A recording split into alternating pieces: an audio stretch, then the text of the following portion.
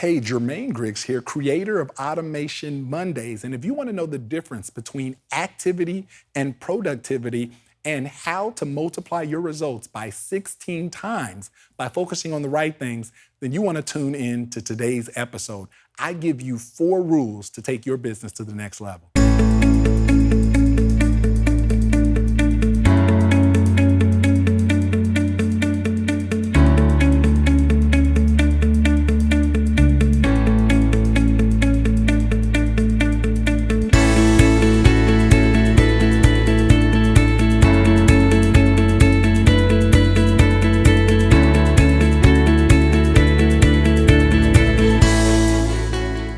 Hello, Jermaine Griggs here, and welcome back to another edition of Automation Mondays.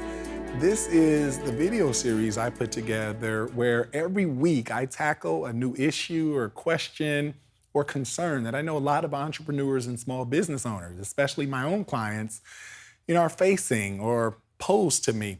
And this relates to lead generation, sales nurturing, sales conversion, systems, sales processes, and everything in between, especially systems and automation, my specialty as Infusionsoft Marketer of the Year. But it's not just Infusionsoft. We go beyond those topics and we talk about things facing real business owners today. And in this lesson, it's the perfect example of that. I want to talk about a topic that is dear to my heart, and that is productivity versus activity. Right? Productivity versus activity. And I want to introduce you to a term, maybe if you've read my 26-page report over at Automation Clinic. And that's another thing. If you haven't seen past episodes and you're just now joining, go to automationmondays.com. It'll transfer you over to the blog, and you can see tons and tons of these past videos from this series. Tons of value, trust me. All right, so we're going to talk about activity versus productivity and a term that I coined called Gear 1. So that's my first concept. And it asks the question, are you stuck in what I call Gear 1? And if you've been on my webinar, watched my videos, you've probably heard me talk about that story. When I got my dream car, this was in 2003. For whatever reason, I was in love with the Mercedes CLK 320, and I always wanted that 2-door. It was sleek, and I remember when I first, my revenues were 6 figures, multiple 6 figures at the time, and if you know my story, 2002 was when things changed for me. Growing up in the inner city, registering hearandplay.com, August 6, 2000, I had $70 that I got from playing the piano at a church, and I registered that domain name with the goal to teach the world how to learn to play piano, and figured it out. 2002, I'll spare you the details, but by 2003, I remember going to the lot, and I drove this car off the lot, didn't know what I was doing, and my knee must have bumped into the gear stick, and the engine roared out of control on the freeway. I'm like, what is going on? I couldn't build up speed, and all I could hear was noise. So I remember driving it back to the dealership, and I told the technician, this thing is loud. Literally, it just happened. It wasn't that way when we test drove it. What's going on? And he looks in the car, he smirks, and he says, sir, you must have hit the gear stick because you've changed it from automatic to manual mode. Manual mode where you have to shift the car in and out of gears, from gear 1 to gear 2, 3, 4, 5, and so on. I didn't realize that. I'm new to this. My old car didn't have that automatic manual mode. It didn't shift and all that stuff. And I figured that out.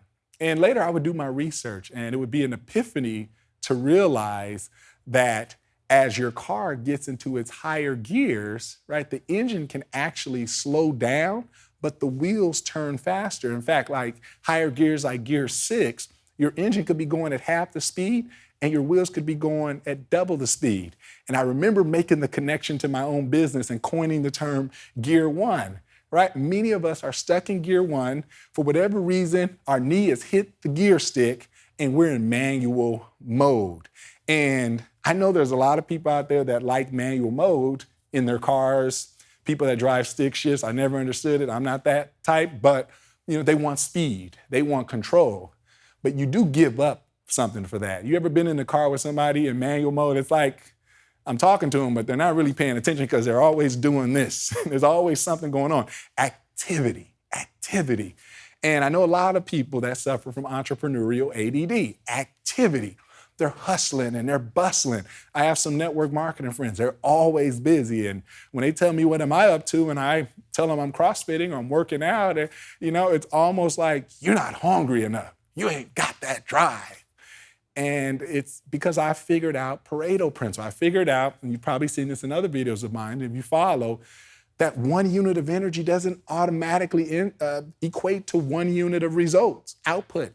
It's not equal. Distribution is not equal. It's more like one, if you get it right, check out that video when I talk about the number 1, can equate to half of your results that you seek if you get it right.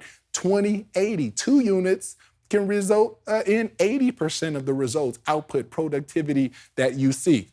So my first question is, are you stuck in gear 1? What's gear 1? Well, it's usually the first stage of small business when business owners, because they feel like their budget, is limited and they're constrained, they do everything themselves. And it's like a chicken or egg relationship because you don't want to go hire that next person because then they'll eat away from your profits and then you feel like you can't survive. But then it's that leap of faith to go from gear 1 to higher gears to have other people doing things for you so that you can focus on growing the business. Michael Gerber said, work on the business, not just in the business. I understand that relationship. I remember 2003 having to go get an office and then hire, 2 or 3 people. But I did make the mistake. I talk about this in other videos of shipping products. That's still gear 1. Personally doing customer service. That's still gear 1. Doing the same thing over and over, especially repetitive tasks that don't take any type of emotion or perspective or anything like that, just doing the same repetitive tasks and not systematizing them, let alone the word automate. That didn't come until years later. That's gear 1 type of activity. Sitting in your living room or warehouse and packing up boxes, that's gear 1 activity. Yeah, it can take up half your day, all your day, and you feel accomplished maybe. A lot of us find joy in activity, to be honest. We get to the end of the day and we're proud to be in business, and rightfully so. We are grateful and things like that, but our whole day is done doing gear 1 stuff. We don't give ourselves time to focus on the things that really matter in business, which is sales and marketing, especially the first $10 million, should be on selling. Selling. You are chief sales officer. You are chief marketing officer, right? And many of us, we inundate ourselves with all this other stuff that by the time it gets to marketing, marketing takes backseat. Oh, I need someone to do it for me. Oh, I don't have time. I can't. I'm busy delivering. I'm busy satisfying. I'm busy reacting. And that's my next point, right? Well, before I make that point, let's draw out activity, right? Activity versus productivity. They sound similar, got some similarity in them, but they are not different. Activity is what you're sold on when it comes to being a businessman. Or businesswoman. Remember when, I was a kid and I was different anyway. All the other kids were, they had Game Boys and stuff. I was selling Avon. I called the number. The lady showed up at my door right there in the inner city, in the apartments, projects, whatever you want to call them. She knocked on the door. She said, I'm looking for Jermaine. I said, I'm Jermaine. She said, no, I'm looking for your mom, your dad. No, I called the number. Long story short, I'm selling Avon. I got the pink ribbon. Mom signs up in my downline, grandma on her downline, and grandpa, the pastor of the church, in grandma's downline. And we are in business. I remember going to the office stores like Staples or Office Depot, you may have one, and going back in the back, right?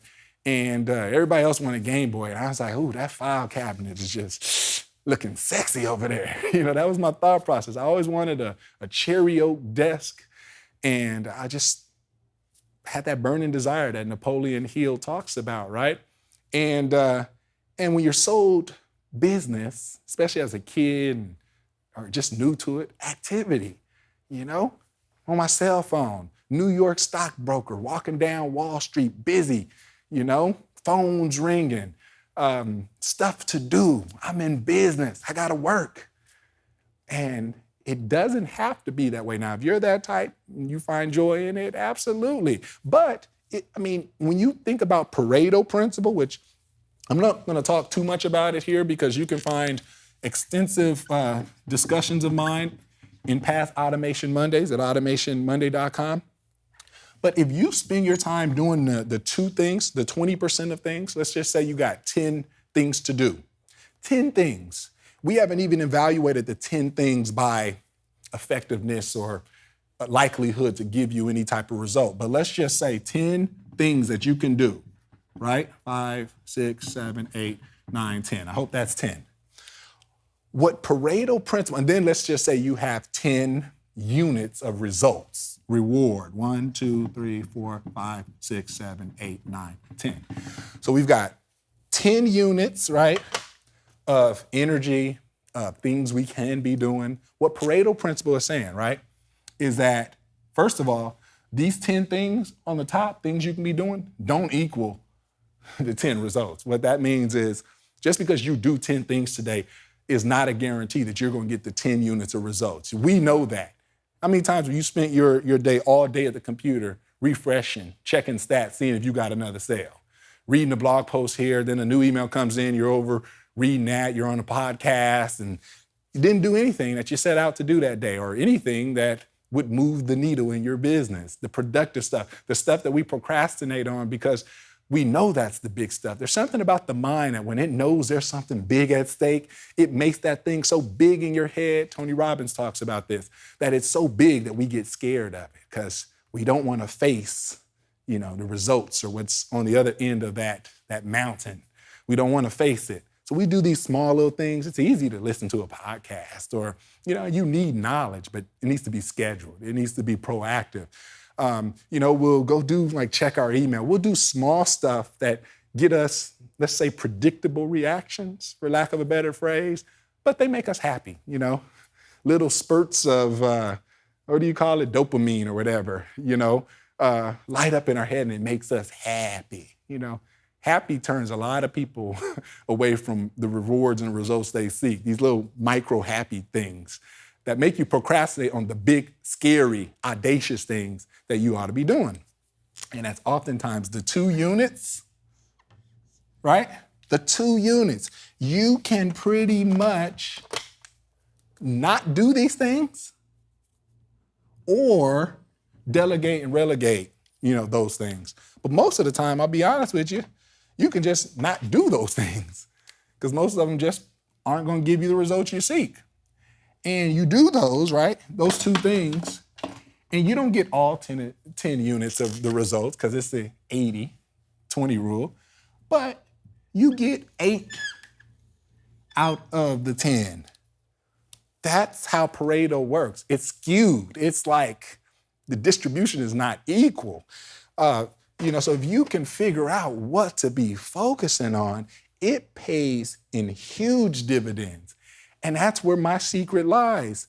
So, if that's copywriting, if that's working on slides for my next webinar, it's going to be something big. Once I'm done with what I owe myself for that day, I could be out CrossFitting, I could be out hiking with the wife, I could, pick my kids up from school that day. I could do all the things that outside of business I want to be there to do and not blame it on my business like I used to or like we do. Because I've done the 2 things. And if you take Pareto further, as I talk about in another video, there's another version of this where 1 thing could be responsible for 5 units of results. So two things gets 8, but 1 gets 5. And for some of you, that relationship is enough to rock your world. Trust me. All right, so another thing, activity is busyness. Busy bees, right? Productivity is business. They only differ by one letter. But one will spin your wheels, have you given up, have you burned out, have you ready to give up on this entrepreneurial life. I'll be the first to tell you, it's not always easy all the time. And the other will have you successful, productive, that goes without saying, and not spinning your wheels. More available than the next guy. Because I remember my grandma saying, she read a story or saw a news report, and if you want free time, entrepreneurship and small business, as just regularly defined and as what most people buy into, you're going to work more hours than taking a job. Let that be known when you sign up for entrepreneurship. But it doesn't have to be that way if you embrace 80-20, you embrace productivity, and you get out of gear one. Richard Koch, may have seen me talk about this, takes 80-20 a step further, and Richard Koch calls it the 16X principle. What that means is if you believe 80-20, if 80-20 holds true, 16X or 1,600% is the result of focusing on the 2 things out of 10 versus the 8 things, right? So what am I saying? I'm saying by you choosing to focus on these 2 units out of 10 or 20 out of 100, you are getting 16 times more the results, 16 times more the productivity, 16 times whatever the output or the desire is than focusing on the 8. That was eye-opening for me. How do you get that math? Just do the math. 80, so you can turn this into like a formula. 80, right, divided by 20 is an output ratio of 4. But if you flip that relationship and you go like 20 and an 80, it's an output ratio of 0.25, a quarter, right? 20 over 80, 0.25. You compare those 2. Do the comparison. There's 4 quarters in a dollar, right? Which means $4, going to be 16 quarters, right? And grandma said, if it doesn't make dollars, it doesn't make sense. The difference between 80 over 20, 20 over 80 is a whopping 16 times. Just take a second to bring that in, right? So by me sitting at my desk all day, spinning my wheels, doing what I want, focusing on the 8 units instead of the 2, I am wasting 16 times the productivity every single day. Let's not even talk about the compounding effect of 20% today, 20% tomorrow, 20% the next day. That's potent. Can never say that word right. Potent. It's like you don't pronounce the T. Potent. When you do 20 and 20 and 20 and 20% and 20 and you compound them, you ever wonder why someone starts in business and in 2-3 years they built a 7-figure business, an 8-figure business, and somebody else is spinning their wheels barely at 6 figures a decade later? Michael Gerber already warns us that 9 out of 10 businesses fail in the first 5 years. He wrote that book several decades ago, but I'm pretty sure that number still holds true today, or there's that relationship and distribution. But it's because of this, right? So I want to give you a couple rules to sort of deduce from what I'm talking about here. Number 1, stop doing reactive stuff. Stop doing reactive stuff. See if I have some room here. I think this is still in my view. Yeah, so basically rules, right? Stop reacting. Reactive stuff is anything you're doing in the run of your day that you didn't set out to do. You didn't set out to do. You can have a part of your calendar dedicated to reactive stuff, but it better not be outside of that time block, proactively set aside. So I call it your proactive to reactive score, or reactive to proactive score, and it's what I call R2P, right? Let me change the color here. R to P is your reactive to productivity or proactive score, reactive to proactive, right? And all it says is when you look at everything you did today, keep a diary of everything you do for like a week and it'll surprise you. You know, anytime you want growth from something, you measure it, right? You don't have to do it the whole time, but how I lost all my weight and continue to lose weight and finally able to see some abs down there was tracking everything I put into my mouth. It's astonishing, calories and carbs and things when you just do whatever you want and you don't track it. When you start tracking just that alone, give yourself a goal, track it. Even if this goal is high, it doesn't even have to be like 2 calories. It can be 3,000 calories. But if you say it's got to be this amount of carbs, this amount of protein, and you actually start tracking it, you can eat whatever you want as long as if it enters your mouth, you track it. That was eye-opening for me. And I'm never going back. The same is true for your productivity. You can do that, and it'll astound you what your R to P score is. All that means is how many reactive things did you do today and how many productive things did you do today, right? And you compare those numbers. If I did 10 reactive things over 2, I have a really high score of 5. That's bad. That's boo. You don't want that. You want your R to P score to be under 1 because that means you're doing more productive stuff than you're doing reactive, right? Nothing deep there, but just a way to divide everything you do into 2 categories. There's nothing else. It's either reactive, meaning looking back. What's an example of reactive? Answer an email all day, being driven by the ding in your Mac mail, or your, what's the other one for Windows? I don't own a Windows computer anymore. Outlook, there it is.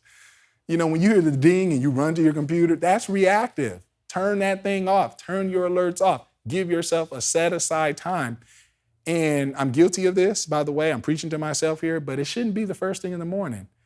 I hate that my mail should dictate my focus, my emotion, if there's something I didn't want to see or hear or look at.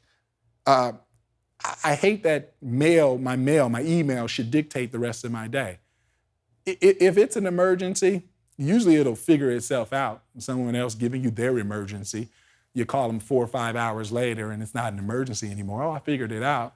Right? It can wait till later in the day. Get your one. At least if you got 2 big things, right? Get one of them done before you check your email. Reward yourself. Then you can go, listen to a podcast, eat lunch, and net time. Tony Robbins taught me that. Net time is no extra time. Net, no extra time. How can you couple your lunch with a podcast? Those don't have to be separate. You can be eating, you can be listening and educating yourself, and then it doesn't, bump into your productivity time, your proactive stuff, net time, no extra time. You got to drive to an appointment or something, pop in something educational. I'm the music guy, and I'm telling you, music can wait. Some people will be surprised to know, I listen to music, but I'm listening to educational, motivation, inspirational stuff more than I am music, and I'm the music man. So that's the first rule, right? Second rule, outsource anything that anyone else can do better or equal to you, even equal.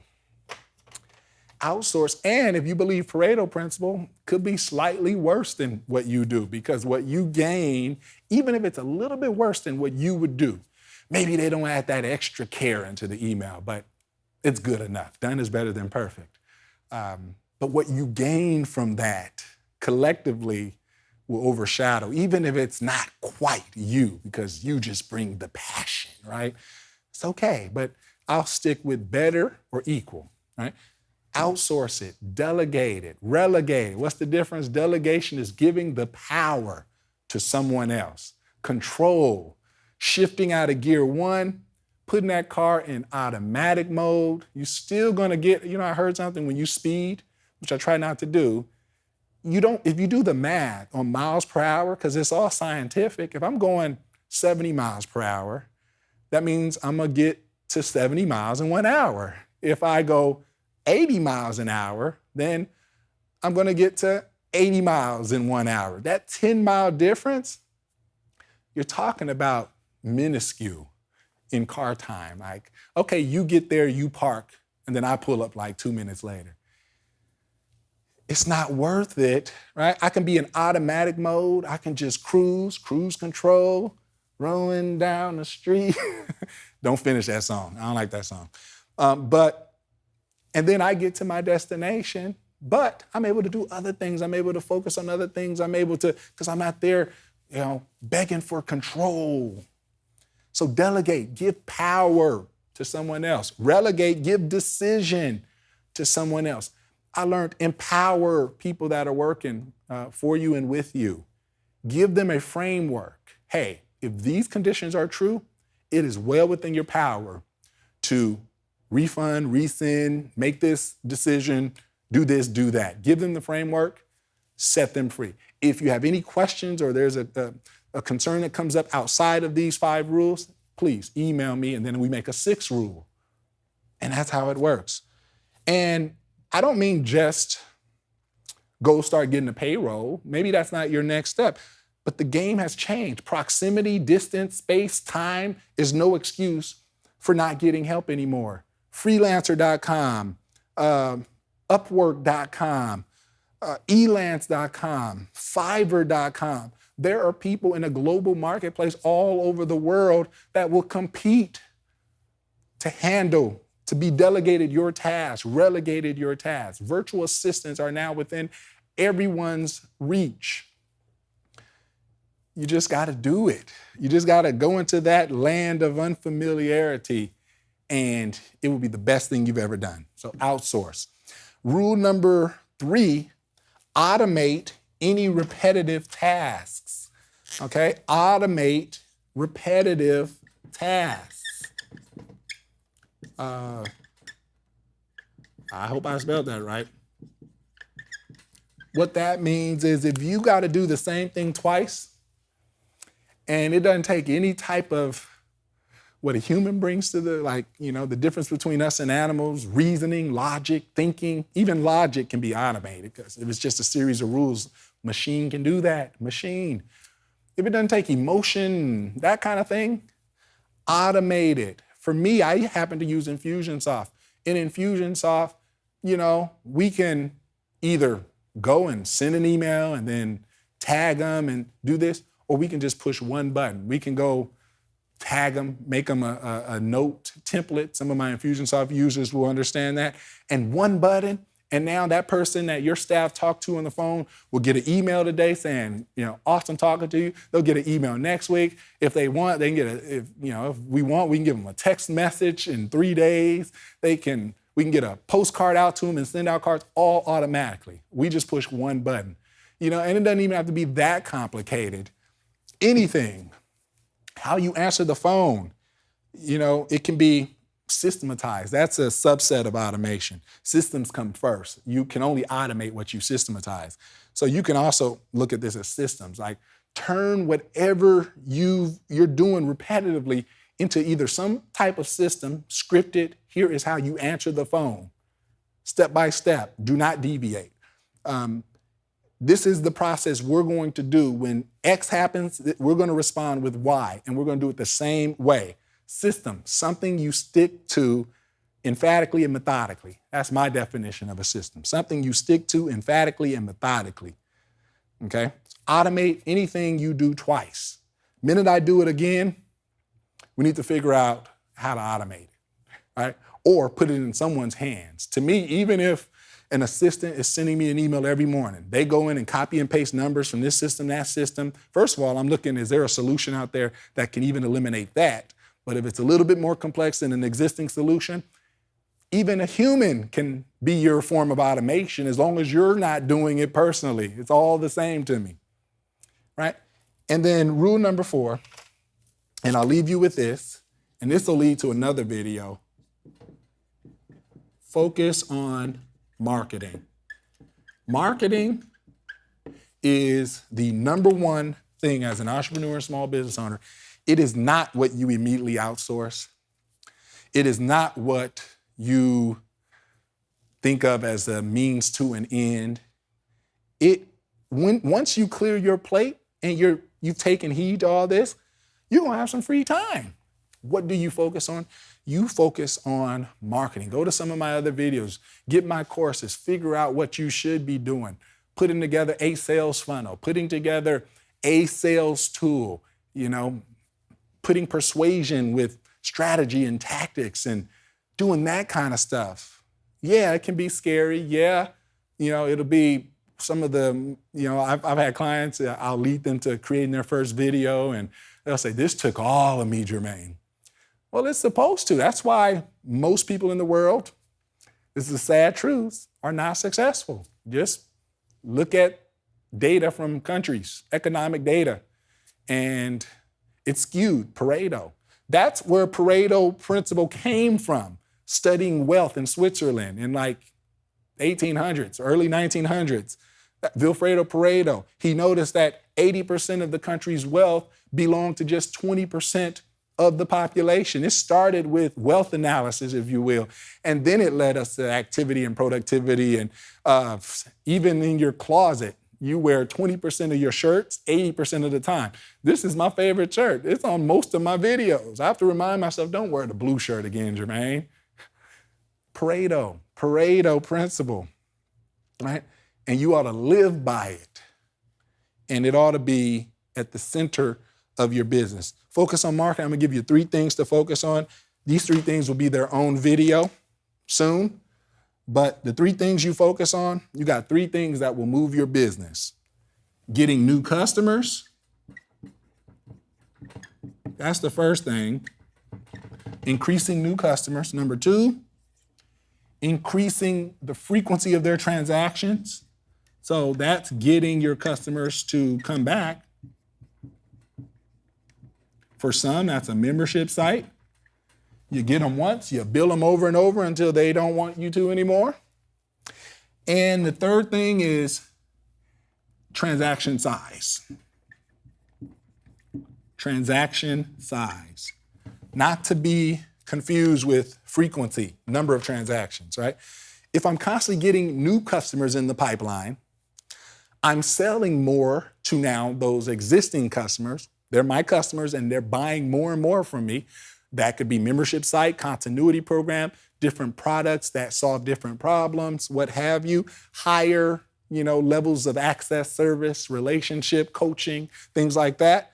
So frequency of transactions, just getting those transaction sizes up. At Here and Play, average transaction is, or not average transaction, but frequency of transactions is 12. So a customer's gonna buy from me 12 times. That's astronomical, and we do a lot of things to make that happen. And transaction size is how much are they spending. Now, if you've got something for way up there, 40 grand, let's say. I got clients, they have a whole slew of services, but at the end of the road is, let's say 40 grand. Well, obviously you get a few of those, it's gonna raise your total transaction size on average, your average order value, your transaction size. So you're always looking at different things over time that you can offer, but you don't start there. If you go back to one of my videos where I talked about the best and the worst number in business is 1. Look that up at automationmondays.com. You don't start there. You start by, for me, well, you got to get new customers first. Before you can get frequency of transactions, you got to get people through the door. And then some of your attention will then go to, okay, so how do I sell more to those people while not forsaking new people coming in the door? And then overall, with upsells and cross-sells and down-sells and other offerings and things they can do in the future, back-end products. I just gave you a bunch of terms there. You can rewind it. How do I get that transaction size up? You focus on these 3 things, you will revolutionize your business. You stop checking email, you stop sending out products, you stop putting out fires, you stop doing all the jobs other people can do because you can outsource to people in your office, outside of your office, in your country, out of your country, and you start working on these 3 things, you will revolutionize your business. We'll be talking next year, you'll be up 16x. And even if you reach for the moon and land in the stars, 2x, I'll take that. 3x, I'll take that. 4x. 4x, I'll take that. 16x though, Richard Koch taught us, if you focus on the right things. I said it before and I'll say it again, where focus goes, energy flows.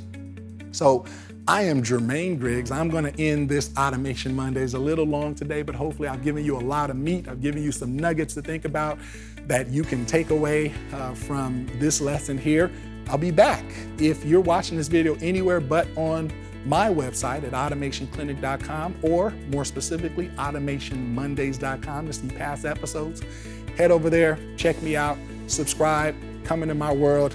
Got a lot to share with you. So I'll be back, and hopefully you can put this to work in your business. Jermaine Griggs, signing off on behalf of Automation Clinic. Remember, let your business run itself.